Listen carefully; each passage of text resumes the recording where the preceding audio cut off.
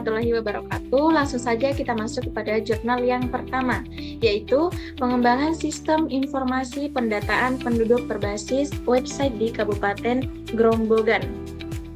Adapun referensi jurnalnya yaitu Halim Firdaus dan Nada Nora Kotrun 2023, pengembangan sistem informasi pendataan berbasis penduduk berbasis website di Kabupaten Grobogan.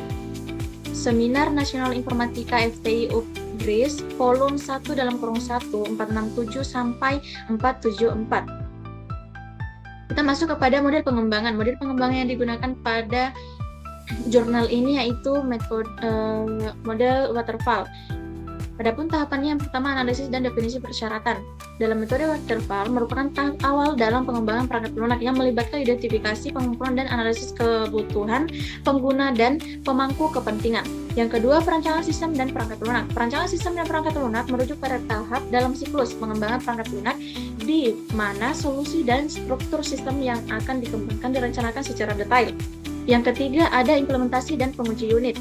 Implementasi dan penguji unit adalah tahapan penting dalam siklus pengembangan perangkat lunak di mana solusi yang telah dirancang direalisasikan menjadi kode yang dapat dijalankan dan diuji. Yang keempat, ada integrasi dan pengujian sistem.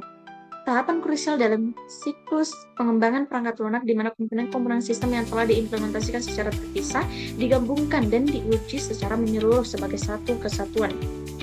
Yang terakhir, ada operasi dan pemeliharaan. Merupakan tahap penting dalam siklus hidup perangkat lunak di mana sistem yang telah dikembangkan dijalankan secara rutin dan dipelihara untuk memastikan kinerja yang optimal dan kesesuaian dengan perubahan kebutuhan.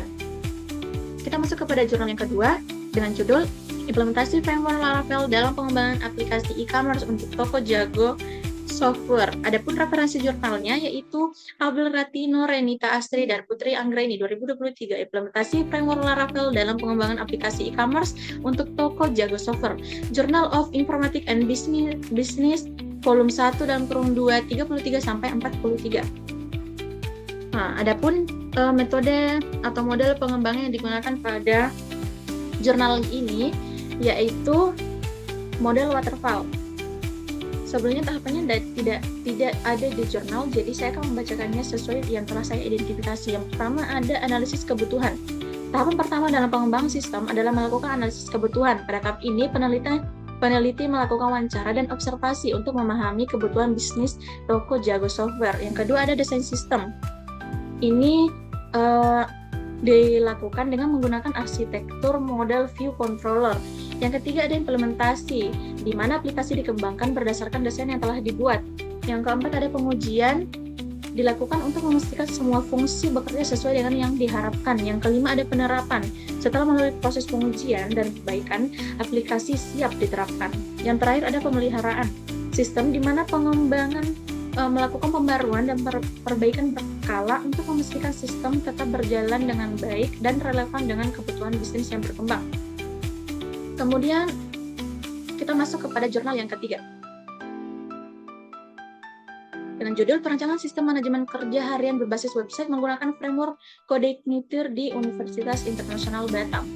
Dengan referensi jurnal Yefta Christian Denny Alpha 2021, Perancangan Sistem Manajemen Kerja Harian Berbasis Website menggunakan Framework Codeigniter di Universitas Internasional Batam. Conference on Management, Business, Innovation, Education, and Social Science, volume 1 dalam kurung 1 sampai 10.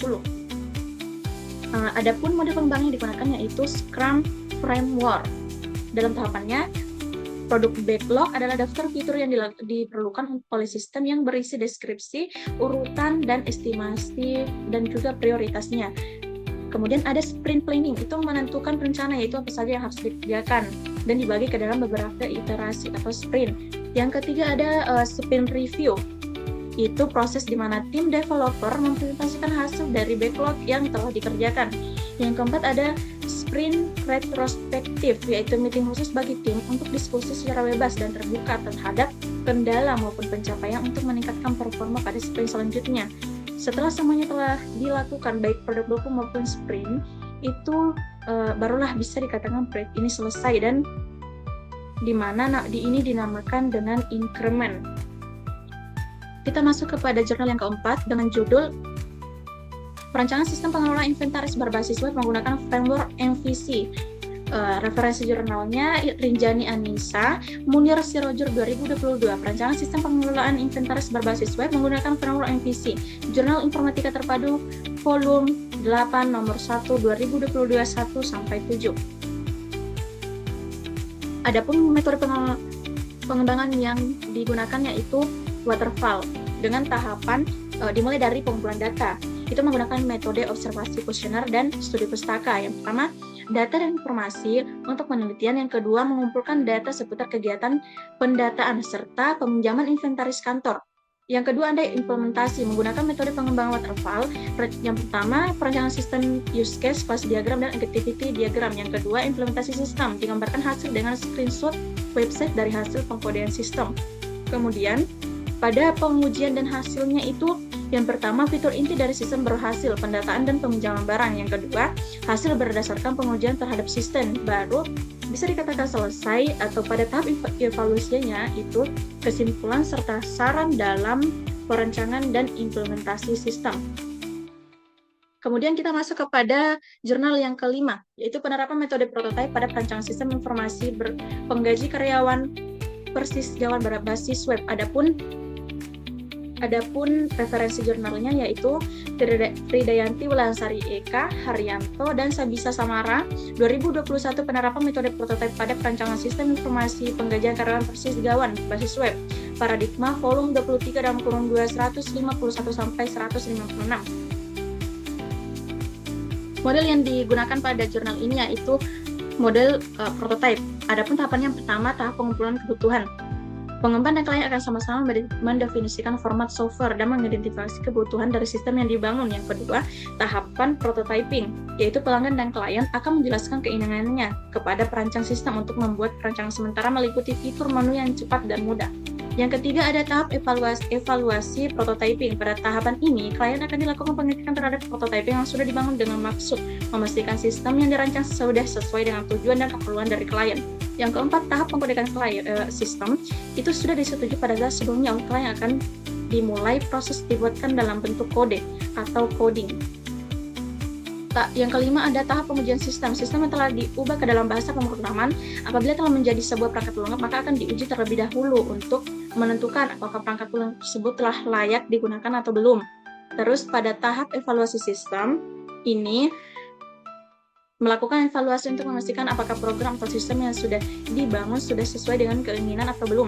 Yang terakhir ada tahap menggunakan sistem. Sistem yang dibangun dan berhasil melewati tahapan evaluasi sistem dengan baik, maka sistem tersebut sudah dapat digunakan.